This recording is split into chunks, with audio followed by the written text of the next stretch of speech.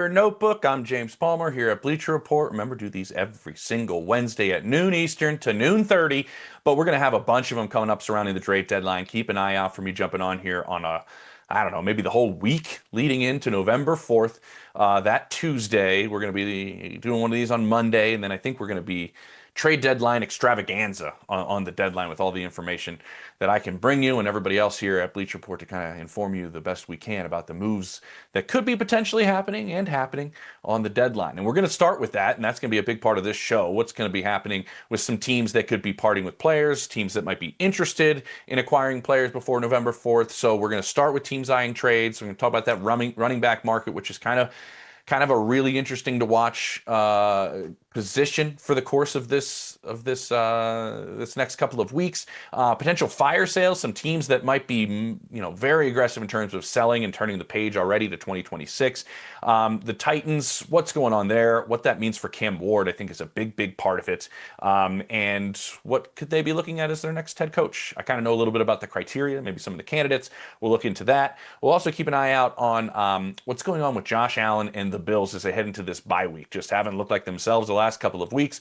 I'll tell you what's wrong right now with the Bills and what they're going to try to do during the bye week to maybe fix that. And then the MVP race. I have a dark horse here, and it's not a quarterback that could be, in my opinion, the MVP of the NFL season. Let's start with these teams eyeing trades, just to tell you where everything stands right now in the league as I talk to people. This. They're kind of getting all their ducks in a row. They're making preliminary calls. They're checking the financial aspect of things. They've gone through the process of, and we've talked about trades on here before, but now we're getting into that area where we don't have the player on our roster to fill the need that we're trying to fill. There's teams that are looking at their roster and going, where do these guys stand in terms of our future moving forward? Are they part of our future moving forward? I think that's a big part of what's happening. Oh, did I get kicked off the chat? Hold on, let me get on here, guys. I can't non-chat with you. Oh, here we go. Yeah, we're back. Live video, boo. That's cool. Appreciate it. All right. And then that's where everybody kind of stands right now leading into this. So teams that I'm keeping an eye on right now that they're looking to make a trade. I'd keep an eye on the Jacksonville Jaguars. I really would. I look at the trade that they made for Greg Newsome and how aggressive they were towards getting Travis Hunter in the trade in the draft and changing up what they were doing in terms of their capital. Those things both show me James Gladstone and Liam Cohen are in a win now mode. They think they are more talented. I know this. They think that they are much closer to being a playoff contender and a playoff threat than maybe a lot of people outside the building are. And I think that might lead them to be a little bit more aggressive. You also have to remember where Gladstone comes from, working with Les Snead, who he's very close with. And Les Snead's famous for that quote, right? F them picks. I also look at what they've already done recently with the Greg Newsome trade and with his contract, adding some voidable years, freeing up $7 million as part of that contract, and they now have $12 million to play with. I could see them being aggressive before the deadline and trying to get some more help potentially on that defensive side of the ball, to my understanding. The Steelers, I know that they've been sniffing around or at least curious about a compliment to DK Metcalf, playing opposite of him and what type of receiver they could get there. I know that they really like Calvin Austin. Like, they really do. And maybe that is the player, but the shoulder injury ends up happening. And maybe that, derails a little bit of what they were planning on having him filling that exact spot. The offense is actually playing pretty well. That quick passing game's been really good with DK. Actually took some shots down the field this past week, which they haven't done this season. So the offense maybe coming along, playing in those big jumbo packages, but they still could be looking for a wide receiver. And I don't think that search has been, cut off that they like Calvin Austin, but I do think they could be a team that we still keep an eye on. Philly, staying in the Keystone State. Howie Roseman has never been one to stay quiet. He's never been one to not pick up the phone. He's one of the most aggressive general managers in the NFL, and he loves to make calls and see what's out there. He's looking for edge rush help. Za'Darius Smith's abrupt retirement, obviously plays a factor in that. I think he was looking before that even happened because they know their windows right now. And I think looking also, they already made one move to try to get a corner opposite of Quinyon Mitchell, who's outstanding. It's a very similar situation that's happening in Denver, where the opposite corner gets picked on a lot. It's Riley Moss in Denver. It's Keely Ringo in Philadelphia. I do think up front is something that they're looking at, potentially an edge rusher, if they can add that. And I'll just say it because I know you're all going to put it in the chat, right? AJ Brown, what's the latest with AJ? I would say the locker room isn't in the greatest of spots right now, but I do think this is a team that handles chaos and handles dysfunction better than maybe most in the NFL. I think it's a strength of their head coach and Nick Sirianni. I think they've been through this before with AJ Brown being disgruntled in some capacity. And rightfully so. He's an outstanding player. He's a top 5 player at his position and deserves targets and deserves to be a reason why they win football games. But they're just not getting in the football. There are people in the league that are monitoring this that are curious if he's going to become available. I don't see that happening from the people I talk to that he becomes available. I do think people from the outside are curious. I don't think people in the Eagles building think it's going to happen. Again, a lot can happen before November 4th, but as of right now, I don't see that happening. I also know that if you're going to acquire A.J. Brown, you have to remember why the Titans parted ways with him. One of the reasons was a knee issue that did bother them. It doesn't bother everybody, but it did bother them. So you're going to have to deal with that. He's also due, I think, $29 million guaranteed in 2026 and $4 million guaranteed in 2027. Those are definitely there. My guess is he stays. And for a lot of the reasons that I did say, but I would say people outside the building are curious because there are teams that are looking for receivers, but that's a lot of money that you need to have available for him. And I'll get to this chat after I get through a couple more teams. 49ers, certainly looking for edge rush help with the loss of Nick Bosa. Keep an eye on them looking and prodding about Trey Hendrickson. We'll see if Trey wants to go anywhere. He's been through the ringer, obviously, the last couple of years. You would think if he gets traded, he'd want a contract with that. Are the 49ers going to give him a contract opposite of Nick Bosa? Not sure that's really happening. They just got their books back in order. But I do think they're going to look at him, see if that's a possibility for them. They still do have deep playoff aspirations. They've been banged up early, but obviously a lot of guys on that offensive side of the ball are going to be getting back. They could look another avenue outside of Trey Hendrickson at the edge rusher spot to help improve them. And I think they do try their best. Again, trades. Both teams need to make something work. It needs to work for both sides. That's why we always talk about these and a lot of them, and then fewer happen than we actually discussed. And fewer actually happen that are a lot are close and don't end up happening. But I think they want to try to make something happen at the edge rush spot.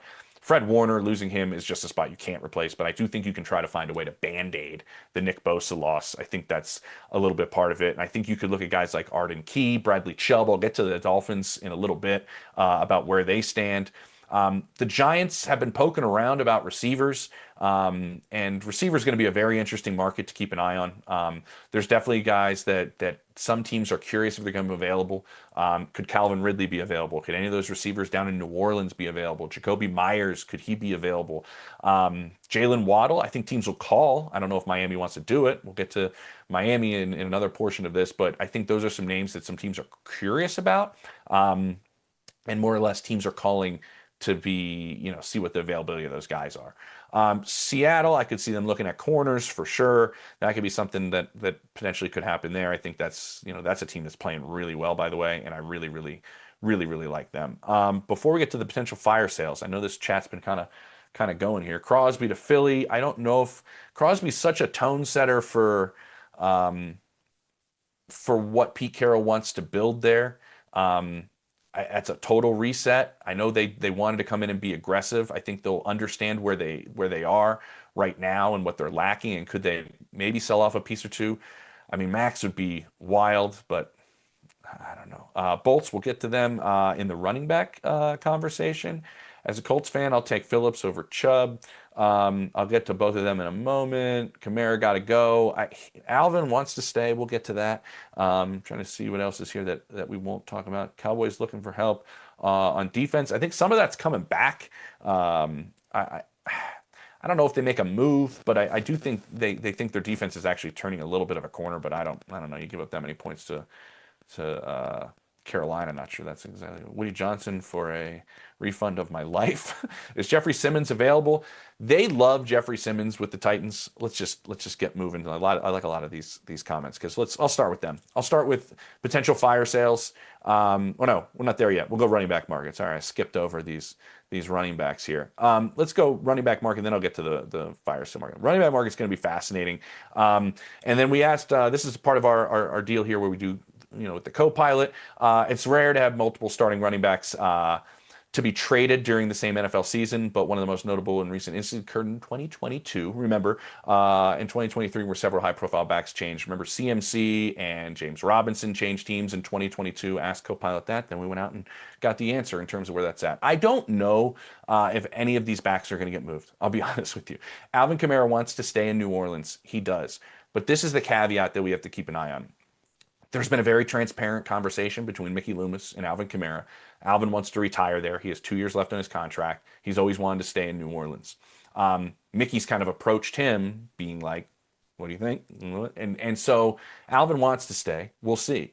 I do think the Saints have never really considered themselves in a rebuild ever. Sean Payton's entire time there, they never thought that. But what happened last year kind of makes me a little bit interested. They weren't like entirely planning on trading Marshawn Lattimore, to my understanding, but then it's an offer that's too good to pass up, and you end up having to make the trade. Is there going to be an offer that's too good to pass up for somebody in that building that they got to do? I think teams are going to be calling New Orleans, trying to see if any of these guys are going to be available. I don't know if Alvin ends up getting moved. I really don't. Mainly because he wants to stay and he wants to play there. But again, what does a team offer? Does that change the conversation before November 4th?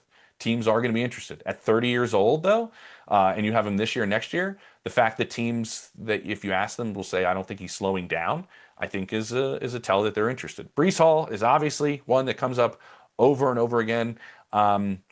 This one, man, I don't. For what Aaron Glenn's trying to do with the Jets, moves like this kind of counteract what he's trying to build in the locker room. I know it sounds crazy. I know he's going to be a free agent after this season.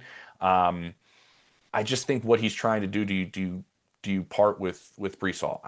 I haven't seen it heading in either direction just yet. I think there's a little bit of time for this, but 0-6, it points more towards a departure than staying. But we'll see. I think there's that's still kind of up in the air right now. Chiefs looking at running backs for certain. I think part of that is you're seeing a little bit of a more of a pep in Isaiah Pacheco's step, and they love him in that locker room. He's an energizer bunny for that offense. He brings a lot of juice, but I think they'd like a little bit more out of their running game. Kareem Hunt was playing on one leg last year, essentially, and they knew entirely he was pretty much out of gas, and that's kind of the case this year as well. I could see them poking around, but not overspending.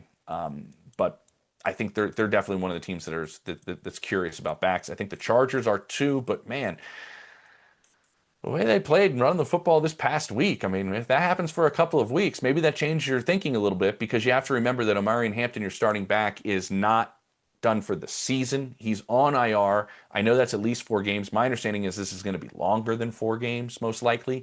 So do you feel the need to go out and make the move? Can these backs kind of tie you over? They both played really well in the Chargers' mind this past week. If they stack that for a couple of weeks, do they change their thinking a little bit? But they have been curious about running backs. So that's kind of where things stand right there in that market. I think it's definitely one to keep an eye on for sure. And where it kind of like falls the next couple of weeks. Potential fire sales. Let's get to that. Hubbard or Rico. What team can't use them? I don't think I kind of asked around. I don't think they just gave him the contract. Chuba got the contract. Rico's playing his tail off. It's a difficult situation they're in, but he's playing so well. He's like Bo Jackson in Tecmo Super Bowl. I don't see them not playing Rico Dowdle the way he's played the last couple of weeks. Olave or AJ for a trade for the Bills. I'm going to get to that in my Bills topic for sure, so stay around. I want to dump Pollard just for waiting till November 4th. Tony Pollard getting moved. I think that's like a player that some teams are definitely curious about on a team that definitely people are curious about. Quincy Williams to Denver. Really? It's not really a need. It's a business. I don't know what people are saying. I'm just trying to get here. Brees to the Bears. Hey, Swift ran the ball well last night, huh? But I know that they'd maybe like something to happen there. What's going on with Puka and what is that? Puka and Emeka Ibuka. Injury-wise, I think it might be a couple of weeks for those guys. There's no such thing as like a one. There's no such thing as like a 1 week hamstring injury. It doesn't really happen. All right, potential fire sales. What you're looking for here is teams with new head coaches or general managers that change the philosophy in the building, and then teams with aging rosters with a combination of what's happening up top, and then teams that are true contenders being interested in your players. That's usually when fire sales start to happen. I think the Saints, we kind of touched on a little bit of what's happening, but teams are interested in a number of their players. I think if they're blown away by some deals, I think they're comfortable doing that. With a couple of their guys, I think we keep an eye on their receivers. I think Olave, obviously, with the concussion history and having to go into his next contract, and is he part of your future moving forward? How do you navigate that?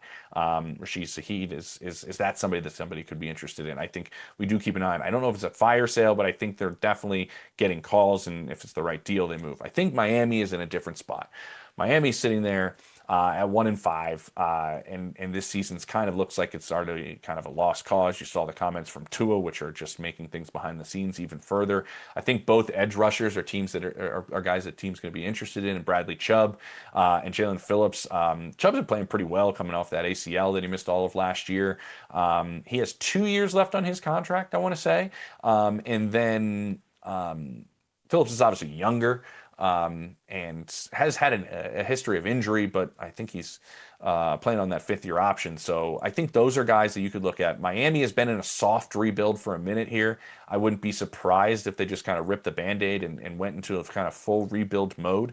I think that's kind of part of it. I think the next couple weeks, if they blow it during the next couple weeks when they have games against the Browns, Falcons, and then the Ravens on a short week, like, they have the ability to win some of those games. If they start, just tanking through that, I think the fire sale could be on.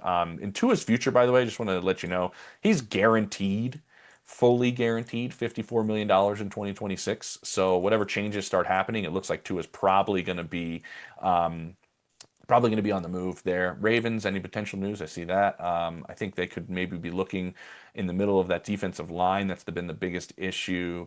Yeah, Chuba's contract makes him borderline unmovable. I just said that I talked to some people this morning that said they don't think he's going to be moved. Yeah, so that's the situation with Miami. Ravens, they felt like they lost the teeth of that defense, kind of some of the beef and the meat in the middle. I wouldn't be surprised if that's where they kind of look on that defensive line.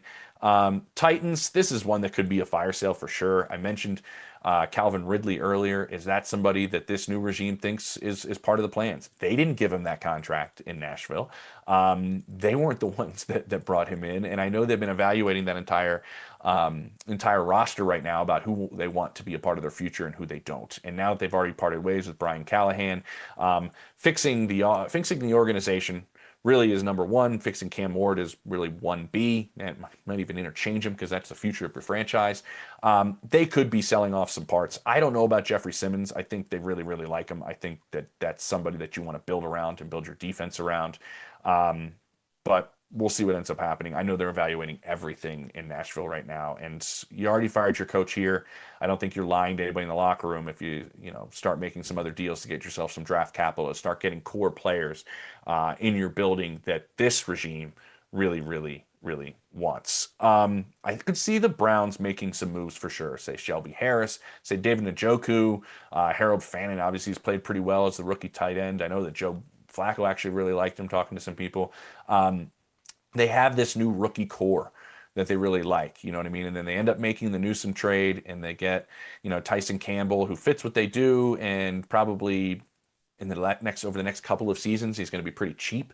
I think they're looking at this in 2026 and 2027. Could they make a move to part ways with some teams? I don't know. It's a fire sale. I think they like this young nucleus, but I think they could make some moves, obviously, at some other spots to kind of change where they're at.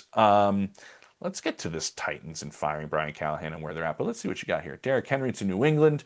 I don't think the Ravens are giving up on the season just yet. Alvin Kamara officially not going anywhere. Nothing's official. Nothing's ever in stone in the NFL. If Mickey Loomis is blown away by a deal, obviously that changes things, but I don't see that him being moved as of right now. I think that's a very slim chance. Cheerleaders will sign your grandfather's old Army buddy to play. Hey, Aaron Rodgers has been playing well. I mean, he actually has. Could the Panthers make any moves to bolster the defense? Man, would they love to? Maybe this is a burner account for E. I'm not entirely sure. Why would Baltimore trade Henry? They can still make the playoffs once Lamar comes back. That is fact. They have a whole boatload of divisional games on the back end of this season. They had their get right bye week, and now we'll see where things stand with Lamar possibly coming back, and we'll see what's happening. Is DJ Moore trade possible? That's an interesting one. With Roma Dunze playing the way he's playing, I think DJ is a really professional receiver, if that makes sense, that a lot of teams would like. But I heard a rumor about that, but I'm not sure if it's entirely true. Um, Ricard White, since he's in the contract, man, he's been important with Bucky banged up. Well, I'm gonna kind of check in on DJ Moore a little bit more. Maybe we'll have that as we go. Is there anything else in here? Any incoming moves to the Patriots? Man, how about those Patriots right now? I mean, I don't know if they make any moves because they're building it the right way, but um, we'll see.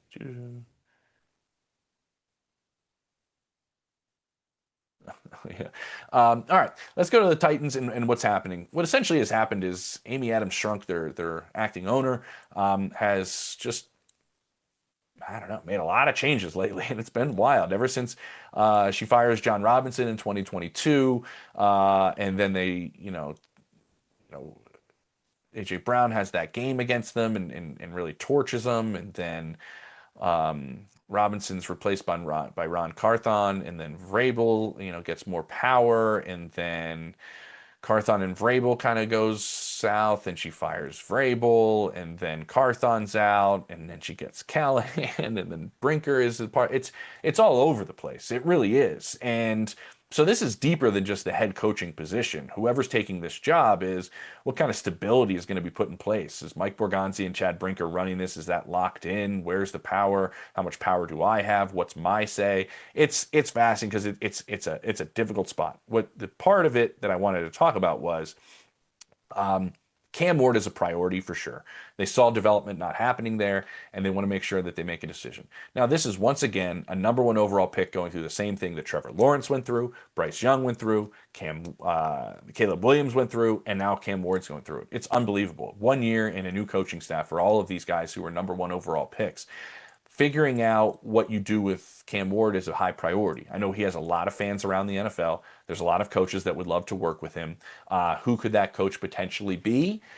I don't know if they go with a first year head coach, a first timer like Brian Callahan was. Oftentimes, when things don't go right and they go bad, and this went very, very bad, the pendulum swings back the other direction, and you're really looking for leadership. You're looking for somebody that can steer the ship as you're going into a new stadium and you have to sell fans on this. I would think, and my understanding is leadership's very high on their list. I think they're looking for experience, guys that have been head coaches before.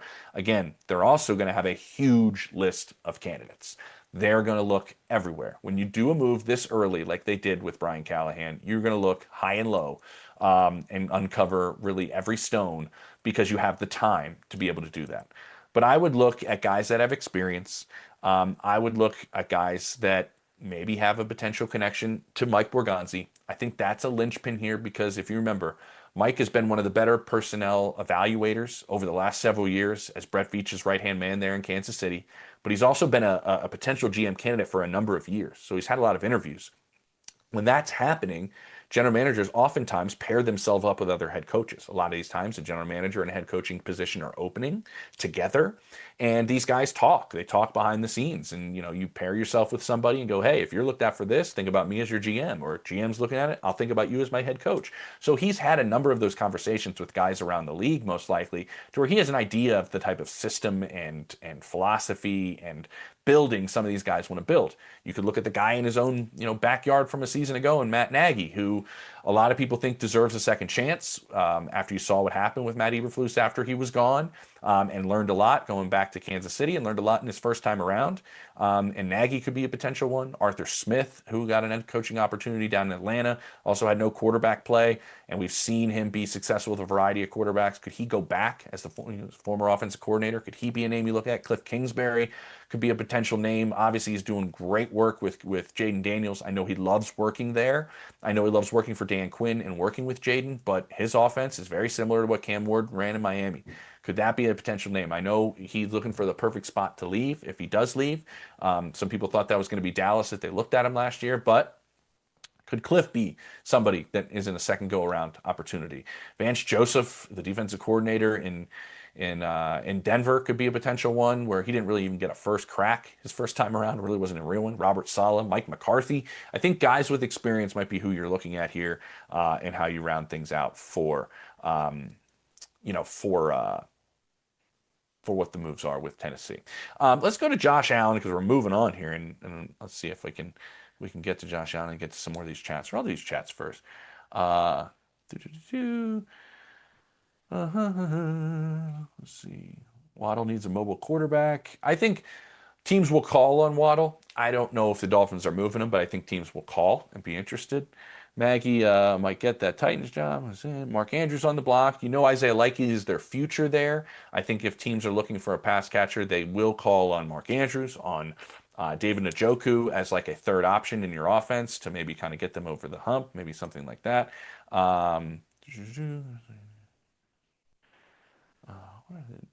are the Jets doing with their DNs? Let's see. What else do we got here? Guys, you're a fire in this chat. I love it.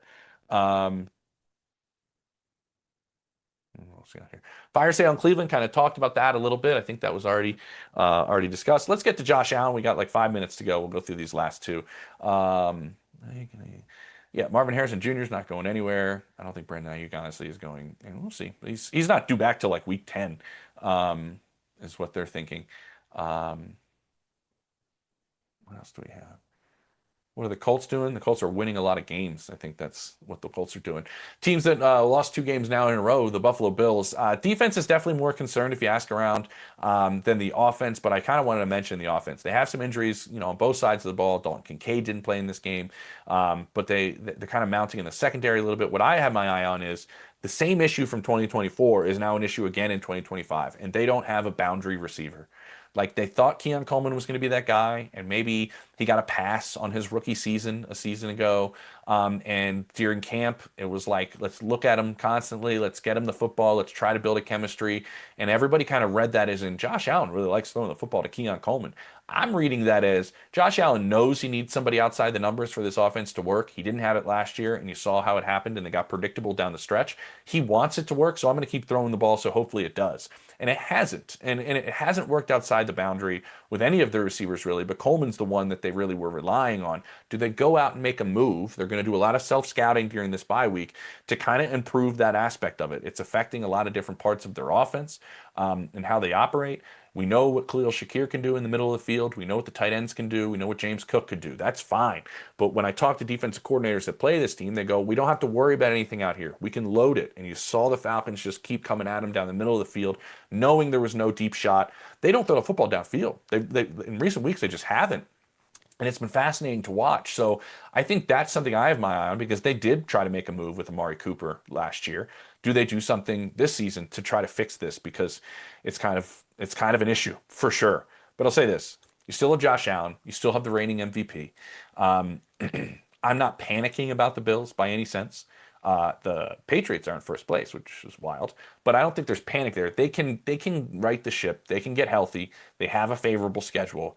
But we'll see what happens. The secondary is not what they want it to be.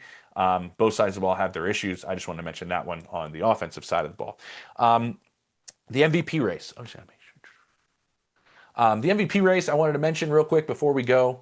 Could we have our first non-quarterback win the award since 2012 when Adrian Peterson won it? My opinion, the most valuable player to their team right now, and the best offensive weapon in the NFL is Bijan Robinson.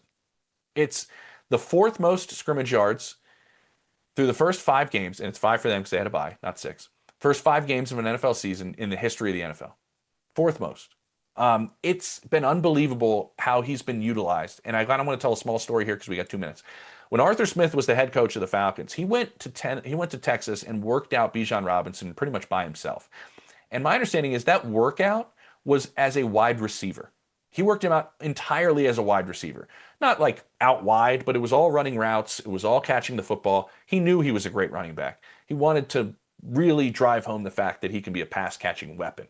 Fast forward to today, because in the first year, obviously, that's a lot to put on his plate. Spending time in the wide receiver room, which he did, learning these routes, becoming an NFL running back, protections, a lot. But now, 3 years in, their offense in the passing game is Drake London and Bijan Robinson. On third down, he plays the F. I'm told he plays the F on third down. He plays in the slot. He runs routes like a receiver. He can beat number one corners with his route running.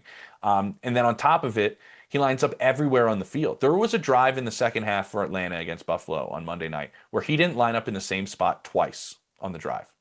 I mean, that's incredible. It was his biggest game plan mentally, I'm told, that he's ever had in his career, and he handled it unbelievably. Bijan Robinson has been unreal. There's very few players that check every single box. I think Pat Surtain did that when he came out in terms of technique and work ethic and smarts and physical traits. Bijan had every single one of those boxes checked as a pass catching back, as an actual running back, balance, vision, speed, route running, footwork, all that stuff. And it's coming together in year three, and it's been unbelievable. I think Drake London and Bijan Robinson are the best wide receiver running back combination in the NFL. And I think Bijan might be, he's probably the leader in the clubhouse for offensive player of the year because they just don't give the MVP to running backs. But that's just my little case to kind of do that. Why don't the Eagles go after Chauncey? He knows the system. The Eagles need him now more than ever. They do need help in the secondary, but it's just not really a safety exactly. I don't know, man. Jonathan Taylor. Yeah, I'll say that. Jonathan Taylor's been awesome. Jonathan Taylor has been awesome. Leads the NFL in rushing. He's been fantastic. They think his pass pro has been unbelievable this year. He has been the main reason. I won't take credit away from Daniel Jones, but he's the main cog of why this offense is crushing it. So I agree with that. I disagree with everything you said. It's awesome. For the entire half hour, jeez, I must have failed in your hand. Baker MVP. I think Baker's in that. I'll say this before I go. I know we're long. Baker's in that conversation for sure. Goff's in that conversation for sure. I think Patrick Mahomes is in that conversation right now for sure. Is Danny Dimes kind of sneaking in there a little bit? I don't know. But offensive, but the backs that are just killing it are definitely Bijan and Jonathan Taylor. I'll say that. What else we got? Broncos train. I think we're good. I think we're out of here, guys. Sorry that you didn't like anything I said for the last half hour, but I gave it my best shot. Appreciate it. I will see you guys a bunch during the trade deadline period, but I will be back next Wednesday. We'll get some more trade talk. Hopefully you can insult me some more on here. Take it easy.